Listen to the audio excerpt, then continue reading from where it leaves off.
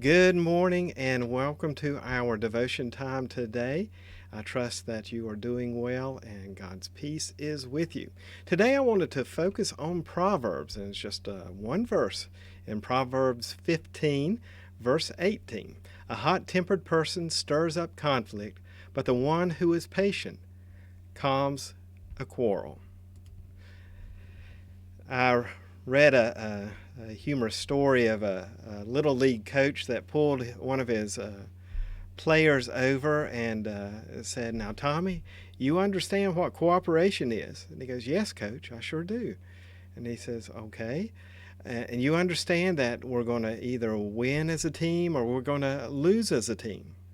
And he said, "Yes, I understand that." And then he says, "Okay, now you understand that if the umpire calls a strike or he calls you out on first, you don't quarrel, argue, you don't curse him out." And the little boy said, "Oh, yes, coach, I understand." And he said, "Well, good. Would you go over there and explain that to your mom?"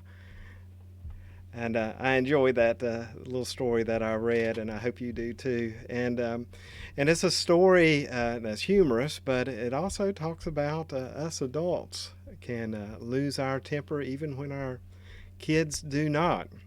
And they might understand what it means to not uh, stir up contention and more than we do. And I think this is a part of what Proverbs is trying to teach us, kids and adults, that our anger, our hurt, our arguments, our quarreling doesn't just affect us. And so when we quarrel or when we become angry and raged, it usually comes out and it comes out in a way that Mike, Beth Ann and I call it sliming people. If you remember the old movie Ghostbusters, there was a ghost in there called Slimer, and when he would touch you, you would just get goo all over you. And I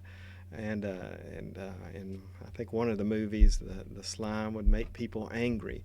And I picture that as I'm thinking about Proverbs here, how our quarreling, our anger can affect other people. But the opposite of that, as our proverb says, is true as well. A patient person calms, and so that's something we need to keep in mind. That the next time anger begins to stir up in our heart and in our belly, as some of the scriptures say, that's the time to pause and say, "God, help me to calm down and not to cause strife and quarreling, not to affect someone negatively, and not to take an action that I'm going to regret later, but instead help me to dwell in the patience of the Lord. Help me to be patient and to, I would say, spend time with God and learn how to react in a positive way."